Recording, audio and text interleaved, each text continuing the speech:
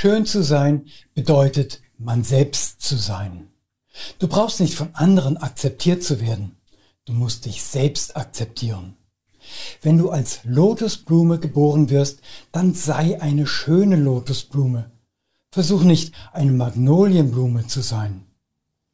Wenn du dich nach Akzeptanz und Anerkennung sehnst und versuchst, dich so zu verändern, dass du zu dem passt, was andere Menschen von dir erwarten, wirst du dein ganzes Leben lang leiden. Wahres Glück und wahre Kraft liegen darin, dich selbst zu verstehen, dich zu akzeptieren und Vertrauen in dich selbst zu haben. Das sagte der vietnamesische Zen-Meister Thich Nhat Hanh. Die Lotusblütenessenz lässt uns von der Lotusblüte lernen, wie man selbst ist, ohne sich zu vergleichen, ohne nach Anerkennung zu streben, sondern sich einfach zu akzeptieren, wie man ist. Im ersten Video der Lotus-Serie hatten wir versucht, einen kleinen, weil in der Kürze der Zeit niemals umfassend sein könnenden Blick auf den Lotus von allen Seiten zu erhaschen, was einen kleinen Eindruck seiner Bedeutung geben konnte. Wir haben die spirituelle wie die botanische und naturheilkundliche Seite betrachtet und uns selbst seiner Rolle als Lebensmittel und in der Kosmetik angenommen. Alle Aspekte gemeinsam drücken sich im Wesen der Pflanze aus, also auch in ihrer Essenz. Und um diese soll es im aktuellen Video gehen. Es gibt eine Reihe verschiedener Lotusessenzen, doch es bietet sich an, mit einer bestimmten zu beginnen, denn am Anfang steht der Keim.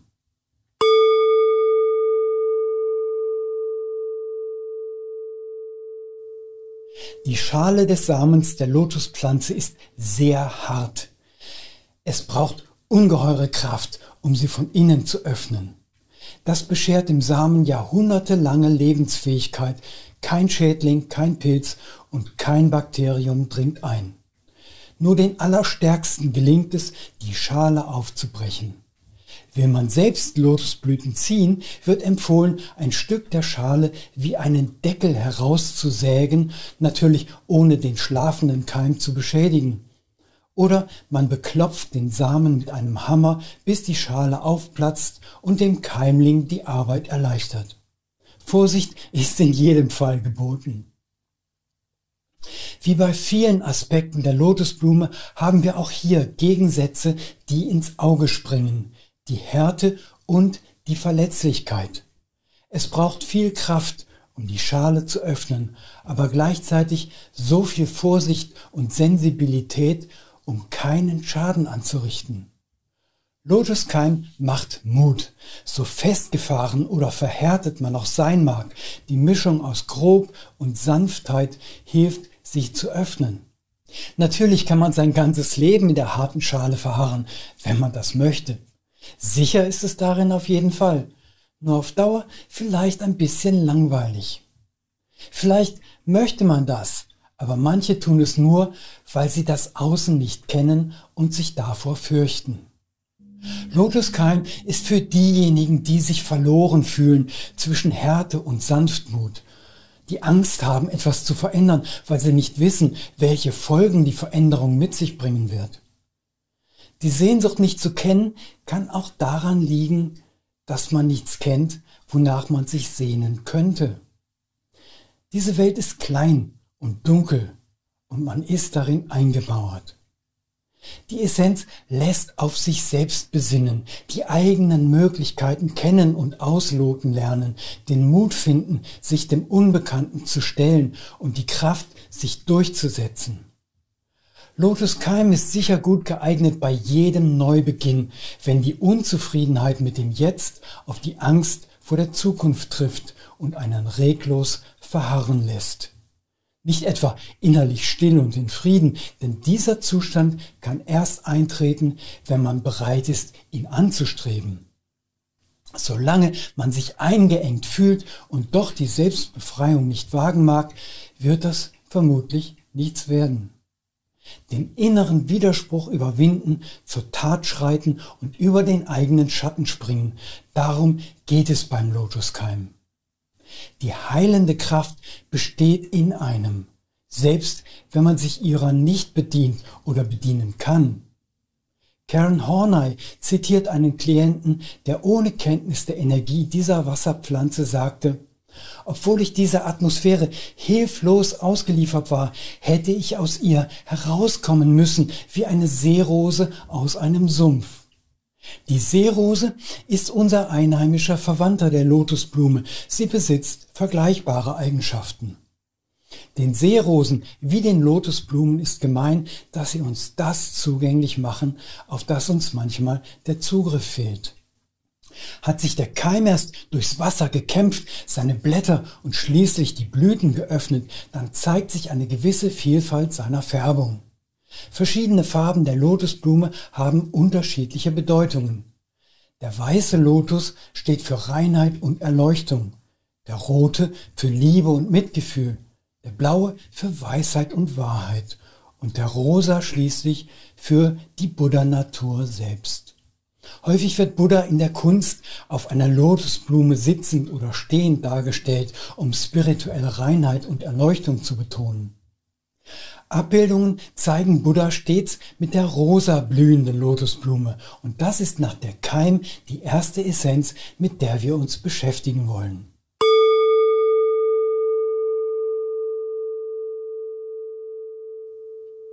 Ohne Yin kein Yang, kein Morgen ohne Abend und ohne Schlamm kein Lotus.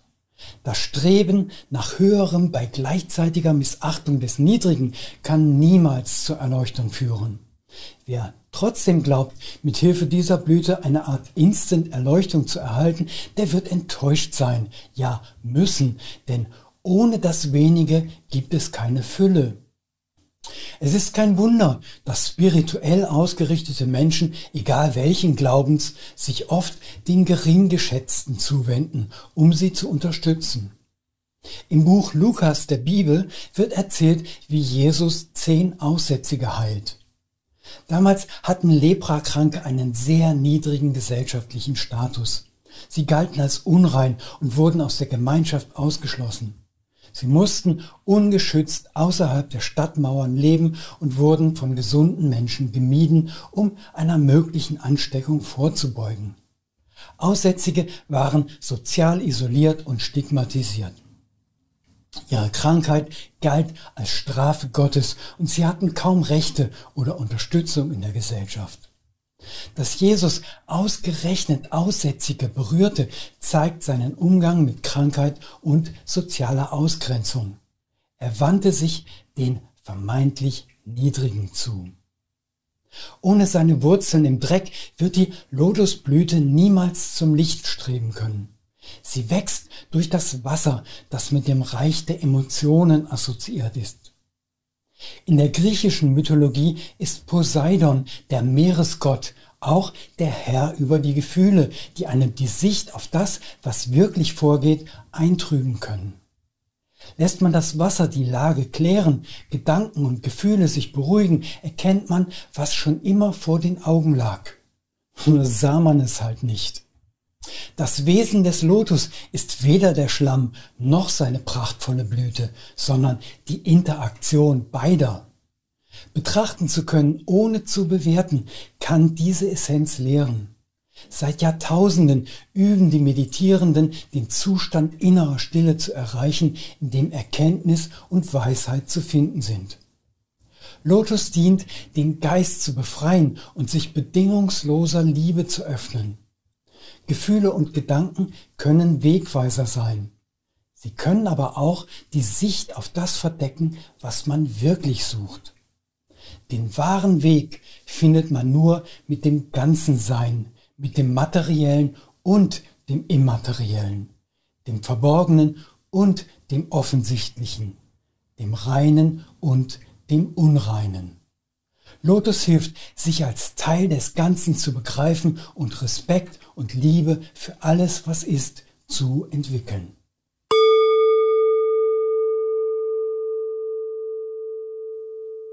Weisheit ist Liebe, Liebe ist Weisheit. Der weiße Lotus repräsentiert diese Einheit. Die Vereinigung aller Farben zu Weiß steht für die Einheit von Körper, Geist und Seele und bringt Frieden und Stille auf allen Bewusstseinsebenen. Diese Lotus-Variante bringt eine gewisse Leichtigkeit des Seins. Sie nimmt einem die Lasten, tatsächliche oder auch nur als solche erfahrene, von den Schultern und reduziert die innere Spannung, eine Hauptvoraussetzung für das Innehalten und zur Ruhe kommen. Die Barrieren zwischen den Wahrnehmungsebenen lösen sich auf. Die Essenz des weißen Lotus lässt einen in die tiefsten Tiefen seiner selbst eintauchen. Man kann sich an einem Ort erfahren, wo man für Lärm, Erschütterung, Ablenkung und Illusion unerreichbar ist. Der innere Frieden dient der Selbstreinigung und Befreiung von allen Ablenkungen. Man erfährt, wer man ist und wohin die eigene Reise geht.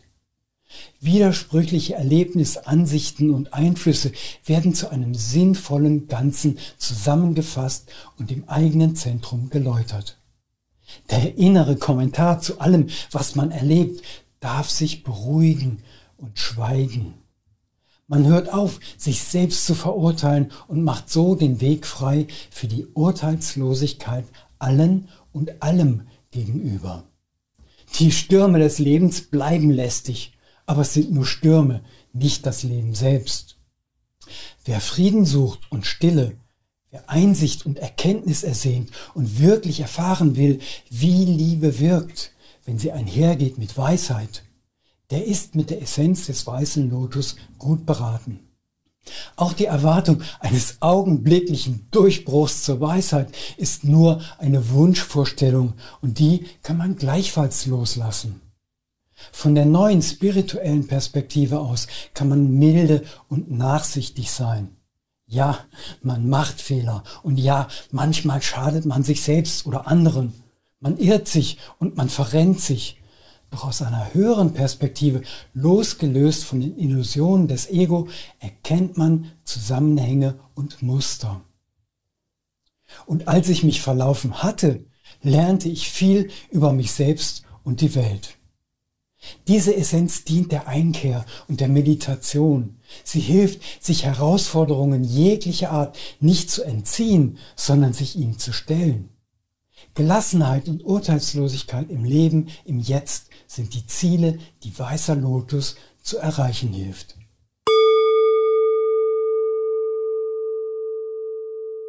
Die archetypischen Blütenessenzen haben uns gelehrt, dass die Pflanzen der Frauen rot blühen und die der Männer gelb. So wie die Blüte des Granatapfels und der Sonnenblume. Dieses Prinzip spiegelt sich auch in den verschiedenfarbigen Lotusblüten wider. Man sollte es nur nicht als ehernes Gesetz auffassen, dass nun der gelbe Lotus ausschließlich für Männer gedacht und der rote nur für Frauen bestimmt ist. Keineswegs. Es gibt uns nur Anhaltspunkte für die Einschätzung der entsprechenden Essenzen. Zum Beispiel, wenn jemand nach einer Zuordnung der Chakren sucht. Die ist ganz simpel. Der rote Lotus ist fürs Basischakra, der gelbe fürs Sonnengeflechtchakra. Zu Hause ist der gelbe Lotus, der gelegentlich auch als goldener Lotus bezeichnet wird, in Süd- und Ostasien. Die gelbe Lotusblume wird mit Mitgefühl, Wissen, Weisheit und Schönheit assoziiert. Im Hinduismus steht sie für Wiedergeburt und Reinkarnation, Reinheit und Erleuchtung. In einigen spirituellen Lehren wird der gelbe Lotus auch mit spirituellem Wachstum, Selbstverbesserung und dem Streben nach höherem Bewusstsein in Verbindung gebracht. Aus Indien stammt die Erzählung, dass goldener Nektar aus dem Himmel auf die Erde fiel, wo er zur Blume wurde. Im Hinduismus wird der gelbe Lotus mit Saraswati, der Göttin des Wissens und der Künste, in Verbindung gebracht. Es gibt Leute, die sprechen der Pflanze magische Kräfte zu, die einem Glück und Wohlstand bescheren können. In China repräsentiert sie Führungskraft, Wohlstand und Reichtum. Kein Wunder, dass sich die Kaiserfamilie der Pflanze annahm und gelbe Roben trug, wenn sich ihre Mitglieder dem Volk zeigten. Die für uns als Essenzen-Nutzer aber im Vordergrund stehenden Eigenschaften sind Liebe, Hingabe und Frieden. Der goldene Lotus symbolisiert die Schönheit der Seele. Die Essenz schafft innere Ruhe und Geduld, sie beruhigt uns, wenn wir Dinge erzwingen wollen und lehrt uns, dass es besser ist, klug zu handeln als schnell. Sie lässt uns erst erkunden, was zu tun das Richtige ist, um es dann in die Tat umzusetzen.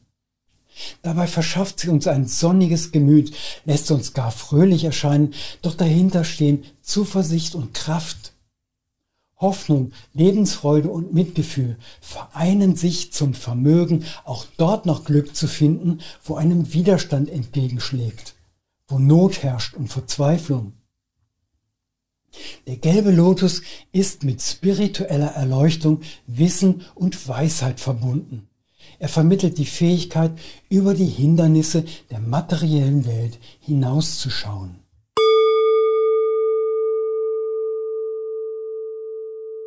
Der Lotus mit weiblicher Energie.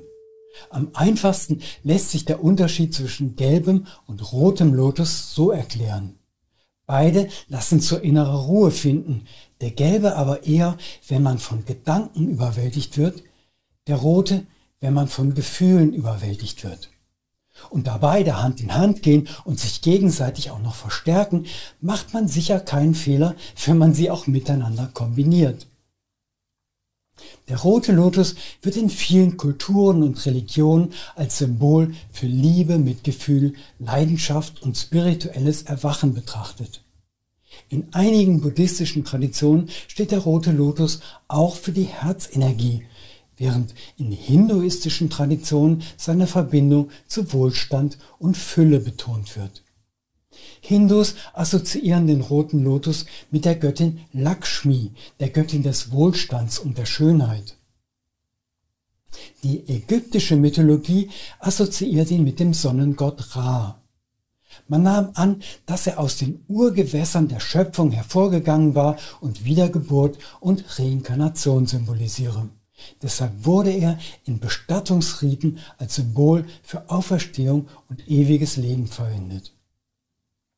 Dieses Gewächs hat auch einen guten Ruf als Heilpflanze. Es enthält Alkaloide, Flavonoide und Antioxidantien, weshalb es zunehmendes Interesse der Naturheilkunde auf sich zieht. Die einzige mir bekannte rote Lotus-Essenz, außer meiner eigenen, stellt Ian White von den Bush Essences in Australien her. Ihm ist es wichtig zu betonen, dass es sich bei dieser Pflanze um dieselbe handelt, die in der buddhistischen Tradition als heiliger Lotus bekannt ist. Lotusblumen stehen für die Einheit mit allem, weshalb man sie mit allen anderen Blütenessenzen kombinieren kann. Auch natürlich mit den anderen Vertretern der eigenen Art. Sie harmonisieren jede Mischung, auch die, die einem auf den ersten Blick widersprüchlich erscheinen, wie der unterwürfige Tyrann, der solch gegensätzliche Gefühle und Einstellungen hegt. Alle haben das Ziel, auf dem spirituellen Weg weiterzuhelfen. Sie tun das auf leicht unterschiedliche Weise, aber bei der Zielsetzung, innere Stille und Frieden, Gemeinschaft und Kooperation mit allem, was lebt, Mitgefühl und Liebe, darin sind sich alle einig. Praktizierende der Meditation, und dabei ist es egal, welcher Form der Meditation, finden mit Hilfe des Lotus innere Ruhe. Die Besonderheit des roten Lotus besteht darin, dass sie ablenkende Emotionen besänftigt. Man wird ja nicht nur von kreisenden Gedanken abgelenkt, auch Gefühle können einen vom Weg abbringen. Plötzlich beginnt man sich zu ärgern, weil man schon wieder denkt, statt zu meditieren. Weil der Rücken schmerzt oder aus welchem Grund auch immer. Allerdings tut der Rücken nicht weniger weh, wenn man sich darüber ärgert. Mancher regt sich auf, weil ihm die eigene Entwicklung nicht schnell genug geht und die erhoffte Tiefe der Meditation verfehlt wird. Sollte es jemandem gelingen, den Ärger zu spüren und wahrzunehmen und ihn dann loszulassen, dann braucht er die Hilfe des roten Lotus nicht. Man kann weder Gefühle noch Gedanken verhindern, aber man kann lernen, gut mit ihnen umzugehen. Roter Lotus bringt einen zurück ins eigene Herz, lässt Mitgefühl und Nachsicht entstehen. Einheit mit sich selbst ist eine große Kunst. Wer hat nicht das eine oder andere an sich selbst auszusetzen, sei es eine große Nase oder mangelndes Talent für Mathematik oder Gesang oder was auch immer? Haben Sie sich jemals in eine Person verliebt, die schlecht war in Mathe? Na also, geht doch. Warum nicht in sich selbst?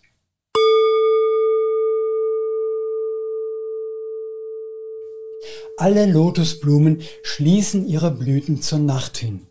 Licht spielt eine entscheidende Rolle bei der Regulierung des Öffnens und Schließens ihrer Blüten. Wenn das Tageslicht nachlässt und die Dunkelheit einsetzt, löst das Fehlen von Licht physiologische Veränderungen innerhalb der Lotusblumen aus, die zum Verschluss ihrer Blütenblätter führen. Bei einer davon hat dies eine besondere Bedeutung, deren Farbe ist die der Nacht nämlich. Nein, nicht schwarz, aber immerhin dunkelblau. Der blaue Lotus verbessert die Intuition und öffnet das Stirnchakra, das mit dem dritten Auge assoziiert ist. Das fördert den Erkenntnisgewinn während der Meditation, aber auch im Schlaf und besonders im Traum. Wenn es gelingt, die Ablenkungen des Bewusstseins zeitweilig zu ignorieren und die Aufmerksamkeit nach innen zu richten, schafft man es leichter, für die Mitteilungen des Unbewussten aufnahmefähig zu werden. Das Verhalten der Blüten steht jedenfalls symbolisch und wörtlich für den Tag-Nacht-Rhythmus. Tatsächlich ist der blaue Lotus eine Seerose, genau wie seine gleich noch zu erwähnende weißblühende Schwester, die man auch bei uns in den Niederlanden findet. Sowohl die in Asien heimischen wie die anderen Lotus- bzw. Seerosenarten gehören zur Familie der Nymphaeaceae. Die Nymphaea-Arten findet man auch in Europa, Australien und in Afrika. Und eben dort, genauer gesagt in Ägypten, spielt der blaue Lotus eine besondere Rolle. Man sagt ihm nach, er erhöhe die Vitalität und verbessere die Gesundheit. Das Wachstums- und Blühverhalten von Lotusblumen ist in verschiedenen Gesellschaften tief mit kultureller Symbolik und spiritueller Bedeutung verflochten. In vielen östlichen Kulturen denkt man beim Lotus an Reinheit und Erleuchtung. Der tägliche Zyklus des Blühens und Schließens spiegelt die Themen Erneuerung und Transformation wider und macht den Lotus zu einem verehrten Symbol in Kunst, Literatur und religiösen Praktiken. Seine reiche historische Bedeutung zeigt sich besonders in der altägyptischen Kultur. Lotus wurde mit dem Sonnengott Ra assoziiert und in der ägyptischen Kunst und Architektur häufig dargestellt. Man erkannte in der Blume die Symbolik von Schöpfung, Wiedergeburt und Lebenszyklen. Es wurde zudem angenommen, dass sie über aphrodisierende Eigenschaften verfügt und man nutze sie in verschiedenen Ritualen und Zeremonien.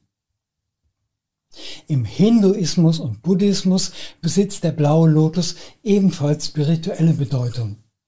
Reinheit, Erleuchtung und Erwachen des geistigen Bewusstseins werden anscheinend überall mit ihm in Verbindung gebracht, wo man ihn trifft. Die Blume gilt als heilig und wird in religiösen Praktiken und Opfergaben verwendet. Die blaue Lotusblume ist auch für ihre therapeutischen Eigenschaften bekannt. In traditionellen medizinischen Systemen wie Ayurveda wird sie genutzt, um Stress, Angstzustände und Schlaflosigkeit zu lindern. Man schreibt der Blume eine beruhigende Wirkung auf das Nervensystem zu, weshalb viele sie zur Förderung von Entspannung und geistigem Wohlbefinden nutzen. Darüber hinaus besitzt der blaue Lotus antioxidative, entzündungshemmende und analgetisch wirkende Inhaltsstoffe, die zusätzlich zu den traditionellen Anwendungen auch in einem moderneren Sinne bei vielen Erkrankungen hilfreich sein können. In der heutigen Zeit wird der blaue Lotus weiterhin aufgrund seiner spirituellen und therapeutischen Verwendungsmöglichkeiten geschätzt. Er wird oft in Meditationspraktiken, Aromatherapie und ganzheitlichen Heilungsansätzen einbezogen. Sein ätherisches Öl, um das nicht unerwähnt zu lassen, ist auch Bestandteil der Mamboja Lotus Spray Rezeptur. Die darin enthaltenen Essenzen sind die des blauen, rosa und weißen Lotus sowie des Lotuskeim und der weißen Seerose. Darüber hinaus verspricht die Erforschung der im blauen Lotus vorhandenen bioaktiven Verbindungen potenzielle moderne Anwendungen in der Pharmakologie und Wellnessindustrie. Das wissenschaftliche Interesse an natürlichen Heilmitteln wächst und das therapeutische Potenzial des blauen Lotus wird weiter untersucht. Zusammengefasst kann man sagen, dass der blaue Lotus eine beruhigende und gleichzeitig erhebende Wirkung hat. Er steigert die Vitalität und lässt sich mühelos dem eigenen Biorhythmus anpassen, hilft sowohl beim Einschlafen wie beim Träumen und macht die dort gewonnenen Erkenntnisse im Wachzustand zugänglich. Man lernt, was Intuition eigentlich bedeutet. Die Wahrnehmung dessen, was ist. Nur dass man mit Hilfe dieser Essenz einen ungehinderten Zugang dazu erhält. Beinahe als Nebenwirkung kann man noch das gesteigerte Mitgefühl für andere und sich selbst sowie die Hingabe für und den Dienst an allem Leben nennen.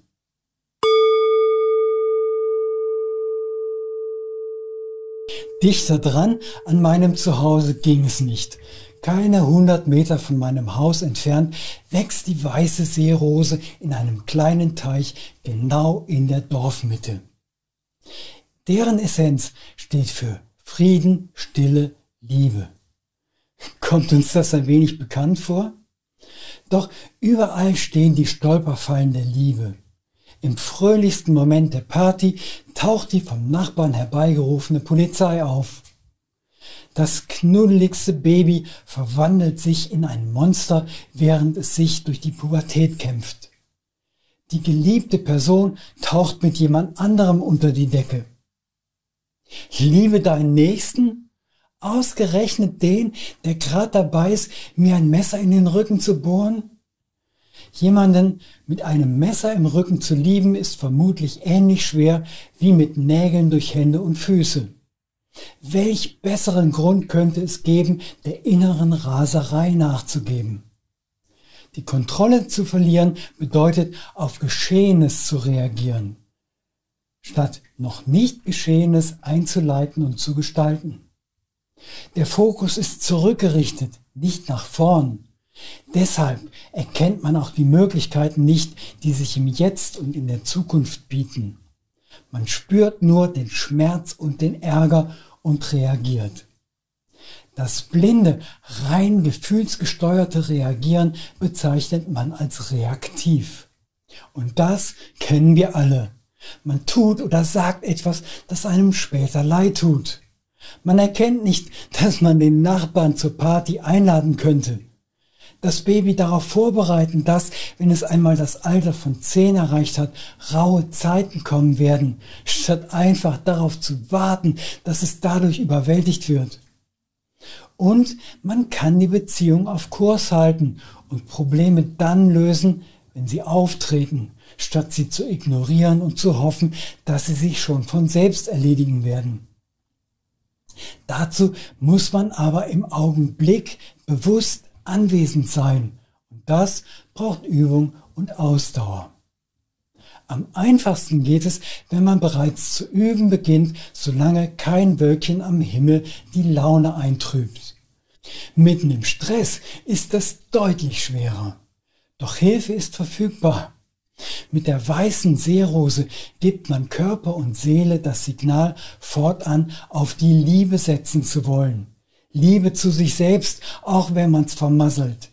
Liebe zu anderen, selbst wenn sie nerven. Einfach nur ein Signal an sich selbst. Es geht auch anders. Du kannst es. Erinnere dich nur daran, so oft es geht, damit es eins mit dir wird. Das baut eine Basis in uns auf, die Liebe ermöglicht. Haben wir es verpasst, es zu üben, dann gibt es Hilfe von der weißen Seerose. Sie dient in Zeiten, wenn man den Zugang zur Gelassenheit verloren hat, nach langen, dunklen Tagen voller Stress. Wenn die Hoffnung eins ums andere Mal enttäuscht wird, wenn man sich streitet und hasst und vergessen hat, dass schwere Zeiten leichter miteinander zu ertragen sind als gegeneinander. Weiße Seerose bringt Frieden, Stille und Liebe. Sie erlöst aus eingeschliffenen, reaktiven Mustern und lässt die Dinge mit dem Herzen betrachten. Wenn das Ego verletzt ist, sind Frust, Ärger und Zorn natürliche Reaktionen, die sich verselbstständigen, wenn man es zulässt und dann auftreten, wenn es gerade überhaupt nicht passt. Die Seele kann heilen, wenn man sich auf die ihr innewohnende Liebe besinnt. Denn die Liebe ist die Selbstheilungskraft der Seele. Sich daran zu erinnern, ist eine Aufgabe, die uns von der weißen Seerose erleichtert wird. In einigen Kulturen der amerikanischen Ureinwohner wird sie in Zeremonien verwendet, um spirituelle Führung und Heilung zu erbitten. Man glaubt, dass die Blume Eigenschaften besitzt, die bei der Reinigung von Körper, Geist und Seele helfen. Außerdem wird sie oft als Opfergabe in heiligen Ritualen verwendet, um die Ahnen zu ehren und um Segen von höheren Mächten zu erbitten.